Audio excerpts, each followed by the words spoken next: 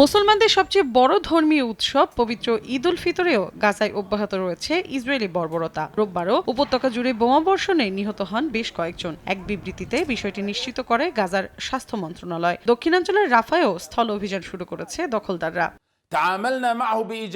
মধ্যপ্রাচ্যের দুই দেশ মিশর ও কাতারের প্রস্তাবিত যুদ্ধবিরতির প্রস্তাবে হামাস রাজি হয়েছে বলে জানিয়েছেন সংগঠনটির প্রধান খলিল আল হায়া। টেলিভিশনে প্রচারিত এক ভাষণে তিনি বলেন, দুদিন আগে কায়রো ও দোহা একটি প্রস্তাব দেয়। বিষয়টিকে ইতিবাচক বিবেচনা করে গ্রহণ করেছে হামাস। দখলদাররা আর কোনো ক্ষতি করবে না বলেও আশা প্রকাশ করেন তিনি। এরপরই পাল্টা প্রস্তাব দিয়েছে নেতানিয়াহু প্রশাসন।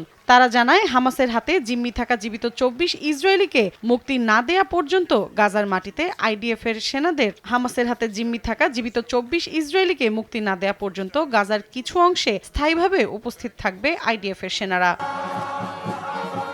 এদিকে সরকার বিরোধী বিক্ষোভে শনিবার জনসমুদ্রে পরিণত হয় ইসরায়েলের রাজধানী তেল আবিবের রাজপথ। এদিন যুদ্ধবিরতির পাশাপাশি নতুন নির্বাচনেরও দাবি জানান বিক্ষুব্ধ জনতা। এ সময় আন্দোলনকারীদের ওপর চড়াও হয় পুলিশ, চলে ধরপাকড়ও। অন্যদিকে ইয়েমেনের উত্তরাঞ্চলের সাদা এবং সানা শহরে একের পর এক বিমান হামলা অব্যাহত রেখেছে মার্কিন বিমান বাহিনী। জবাবে লোহিত সাগরের মার্কিন যুদ্ধজাহাজে টানা ৩ বার হামলার দাবি জানিয়েছে হাউথি বিদ্রোহীরা। মৌসুমী সাথী, সময় সংবাদ।